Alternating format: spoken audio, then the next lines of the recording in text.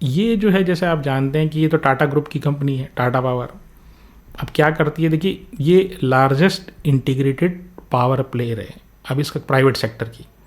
तो ये largest integrated power player का क्या मतलब हो, इसका मतलब ये है कि जैसे बिजली बनी, बिजली बनने के बाद उसका क्या करते हैं, उसको आप शहरों तक लाते हैं। तो किसके थ्रू लाते हैं, तो ट्रांसमिशन लाइन के थ्रू लेके आते हैं, तारों के थ्रू लेके आते हैं। और उसके बाद आप उसको डिस्ट्रीब्यूट करते हैं शहरों में, हैं, और बिल जनरेट, जैसे आपके और हमारे घरों में जो बिजली आती है उसके बाद बिल जनरेट होता है। तो ये कंप्लीटली इंटीग्रेट, या पावर जनरेट भी करते हैं, पावर डिस्ट्रीब्यूशन में भी हैं, मतलब खुद ही पावर डिस्ट्रीब्यूट करते हैं और खुद ही ट्रांसमिट भी करते हैं। जनरेशन, ट्रांसमिशन एंड डिस्ट्रीब्यूशन, तीनों एरिया में बड़ी कंपनी, बड़ी अच्छी सॉलिड कंपनी है। और अब ये जनरेशन काय कैसे करते हैं, तो देखिए थर्मल से, कोयले से जनरेट करते हैं, सोलर से करते हैं बिजली, सौर ऊर्जा, उसके बाद पन बिजली, हाइड्रो इलेक्ट्रिक पावर, विंड से, पवन ऊर्जा, ठीक है। और इसके अलावा ये जो जितनी 3-4 एक्टिविटीज़ जो मैंने बताई बिजली के उत्पादन के, बिजली के उत्पादन के बारे में, उसके अलावा ये कुछ और काम भी करते हैं जो नए इनके वेंचर्स हैं, नए काम जो कर रहे हैं। हालांकि उनका इनके रेवेन्यू में बहुत ज़्यादा योगदान नहीं है। तो सोलर रूफटॉप वाले पैनल्स लगाते हैं घर की छतों पे जो लगे रहते हैं, कम बड़ी बड़ी बिल्डिंग के छतों पे जो लगे रहते हैं। ईवी चार्जिंग स्टेशन लगाते हैं। फिर ये सोलर सेल भी बनाती है, जो सोलर सेल जो कई कंपनीज होती हैं इनसे सोलर सेल बने बनाए खरीद कर और वो फिट करके और उसको पावर प्लांट का, वो सोलर पैनल का रूप दे देते हैं, ठीक है। ये इनका काम हुआ।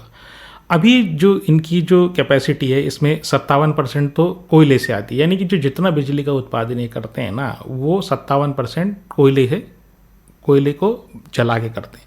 और 43% जो है ना बाकी ये सोलर है, हाइड्रो है, विंड है, इसके थ्रू करते हैं।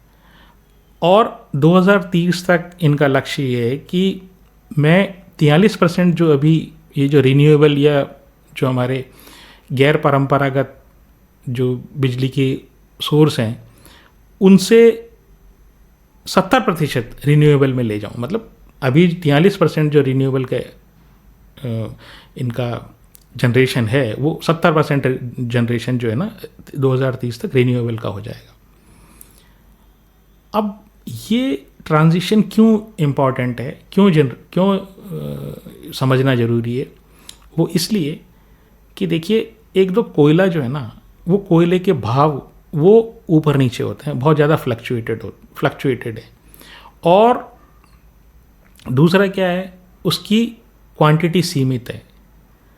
तो आप ये डिसाइड नहीं करते, बिजली में क्या होता है कि जब आप बिजली को बेचते हो, ठीक है, तो एक तो ओपन मार्केट में बेच देते हैं। ओपन मार्केट का मतलब ये है कि जैसे कहीं बिजली की किसी राज्य में कमी आ रही है तो उसके राज्य का जो मान लीजिए डिस्कॉम है, जो डिस्ट्रीब्यूशन करने वाली कंपनी है, वो क्या करती है, उसको वो खरीद लेती है, ओपन मार्केट से खरीद लेती है, आप ये समझ लीजिए। और ज़्यादातर जो पावर होती है ना, वो क्या होता है, उसमें पावर परचेज एग्रीमेंट होता है कि जैसे मैंने एक जगह उत्तर प्रदेश में किसी पर्टिकुलर जगह पावर प्लांट लगाया और वहाँ का जो सरकारी एजेंसी है या वहाँ का जो भी एक एजेंसी है जो बिजली को डिस्ट्रीब्यूट करती है, वो आपसे एक करार कर लेती है कि भाई इस रेट में 25 साल तक या 30 साल तक हम आपकी बिजली लेंगे। सिंपल तरीके से समझाने के लिए तो फिक्स रेट हो जाती है और लंबा करार हो जाता है, ठीक है। अब ये जो कोयले की जब प्राइस फ्लक्चुएट होती है तो आपकी तो रेट तो फिक्स हो गई। अब वो कोयले की जो प्राइस फ्लक्चुएट होती है उससे क्या है, तो वो कई बार तो वो एस्केलेशन क्लॉज डाल देते हैं कॉन्ट्रैक्ट में, यानी कि अगर कोयले का दाम इस रेट से ऊपर चला गया ना तो फिर बिजली के दाम ऐसे हो जाएंगे। लेकिन आप हमेशा जो है ना टंगे रहते हो एक तरीके से कि भाई कोयले का भाव कब क्या होने वाला है। तो जब आप शिफ्ट इसको कर लोगे रिन्यूएबल की तरफ, तो रिन्यूएबल के तो कोई एंड ही नहीं है। रिन्यूएबल का तो मतलब ये वो आप हवा चली तो हवा ख़त्म तो होती नहीं है, बिजली का उत्पादन हो गया, पानी गिरा ठीक है, ऊंचाई से पानी गिरा, टरबाइन घूमा, बिजली बनी और वापस पानी तो ख़त्म हुआ नहीं। ठीक है, ऐसे ही सौर ऊर्जा है, सौर ऊर्जा तो अनलिमिटेड है। तो ऐसी सिचुएशन में क्या होता है, आप जो है ना रॉ मटेरियल के ऊपर निर्भर नहीं रहते हैं। दूसरी बात, पोल्यूशन नहीं होता। ठीक है, तो बेटर जो लेस पोल्यूटिंग है ये जो परंपरागत सौर ऊर्जा। तीसरी बात क्या है कि खाली आपको मेंटेन करना है इनको, जो मशीनरी है ना इसको मेंटेन करना है। तो अगर आपने वो सुजलॉन वाला अगर वीडियो हमारा देखा हो तो उसमें हमने बताया था कि सुजलॉन वाले एएमसी भी लेते हैं। एएमसी लेके काफ़ी सारा आपने पवन चक्कियाँ तो लगाई दी, उसके बाद वो एएमसी ठेका और ले लेते हैं। तो ठेका लेने से जो ठेकेदारी का काम है ना, यानी एएमसी वाला काम है, वही इन मशीनरी में रह जाता है और लंबी इनकी लाइफ होती है।